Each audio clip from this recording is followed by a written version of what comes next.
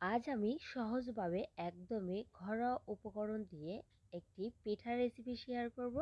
Hello everyone, আসসালামু আলাইকুম। কেমন আছেন আপনারা সবাই? আশা করছি অনেক বেশি ভালো আছেন। এই পিঠা তৈরি করতে ধরলে কোনো রকমের ঝামেলা করতে হবে না। সহজভাবে একদম মুখে লেগে থাকার মতো একটি পিঠা তৈরি হয়ে যাবে। তো চলেন দেখে আসি কিভাবে পিঠা তৈরি করে নিচ্ছি। সর্বপ্রথমে এখানে আমি একটি প্যান বসিয়েছি, আর এখানে আমি দিয়ে দিচ্ছি 1 কাপের মতো গুড়। এটা ছিল খেজুরের গুড়। এখানে আমি অর্ধেক পরিমাণের পানি দিয়ে দিয়েছি। এখন আমি চুলাটাকে অন করে কিছুক্ষণ অপেক্ষা করব, যতক্ষণ পর্যন্ত না গুড়টা খুব ভালো করে মেল্ট হয়ে যাচ্ছে। গুড়টা যখন খুব ভালো করে মেল্ট হয়ে যাচ্ছে, তখন আমি এইভাবে কিছুক্ষণ এটাকে একটু নেড়ে ছেড়ে নিচ্ছি।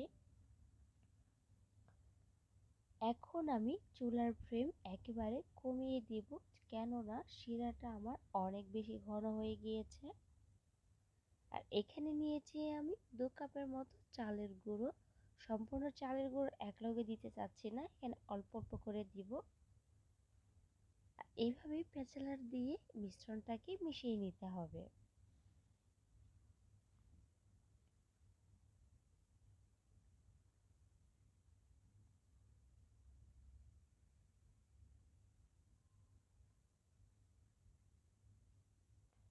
এইভাবে মিশিয়ে নেওয়ার পর এখন মনে হচ্ছে এখানে আরও কিছুক্ষণ চালের গুঁড়ো দিতে হবে। এর জন্য আমি এখানে আরও কিছুটা চালের গুঁড়ো দিয়ে দিচ্ছি।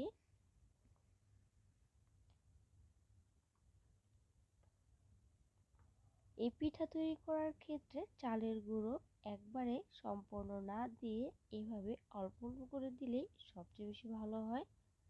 এতে করে পিঠার টেস্ট কোনো রকমের নষ্ট হবে না। আমি এইভাবে 3বারে চালের গুঁড়োটা অ্যাড করেছি।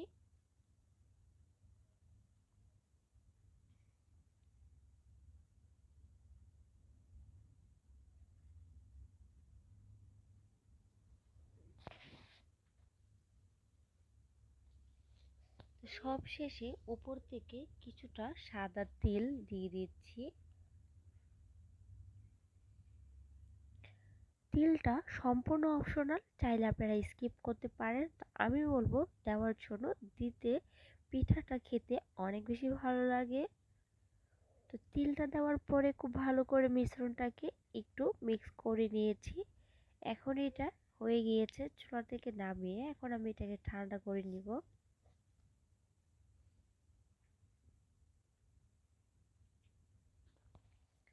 খুব বেশি ঠান্ডা করা যাবে না, যখন এটা উষ্ণ গরম থাকবে এই পর্যায়ে খুব ভালো করে এই ডোটাকে মথে নিতে হবে।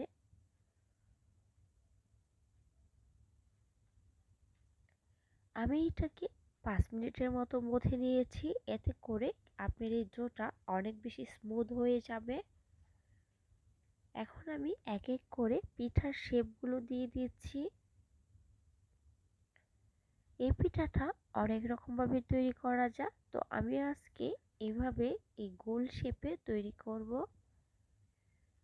কেননা তেল পিঠা গোল শেপে তৈরি করলে সবচেয়ে বেশি সুন্দর দেখা যায়। এই তো সম্পূর্ণ পিঠা তৈরি করা হয়ে গিয়েছে। আর দেখেন পিঠাগুলো দেখতে কতটা সুন্দর লাগছে। এখন আমি চুলায় চলে যাব। তো আগে থেকে কড়াইয়ে তেল বসিয়ে রেখেছি, তেলটা যখন গরম হয়ে যাবে এক এক করে সম্পূর্ণ পিঠা ছেড়ে দিচ্ছি। সম্পূর্ণ ছাড়তে যাব না, যতগুলো ধরবে ঠিক এতগুলোই দিয়ে দিচ্ছি।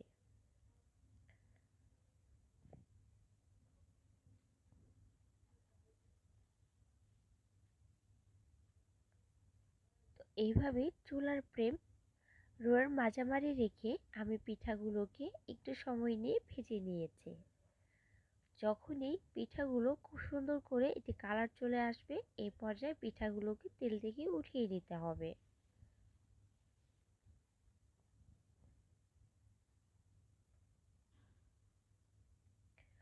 একই প্রসেসে প্রত্যেকটি পিঠা ভেজে নিয়েছি। এখন আমি একটি প্লেটে উঠিয়ে আমি আপনাদেরকে দেখাচ্ছি পিঠাগুলো কিরকম হয়েছিল। তো দেখতেই পাচ্ছেন পিঠাগুলোর কালার কতটা সুন্দর এসেছে। আপনারা চাইলে গুড়ের পরিবর্তনে চিনি দিয়েও এই পিঠাটা তৈরি করতে পারবেন। তো আমি বলবো গুড় দিয়ে তৈরি করার জন্য, কেননা গুড় দিয়ে তৈরি করলে এই পিঠাটা খেতে অনেক বেশি ভালো লাগে। একটি পিঠা ভেঙে দেখাচ্ছি পিঠাটা কতটা মুচমুচে ছিল আর ভেতর থেকে একদমই নরম ছিল। উপরটা ছিল ক্রিস্পি, ভিতরে ছিল একদমই নরম। তো ভিডিওটি এ পর্যন্তই। আল্লাহ হাফিজ।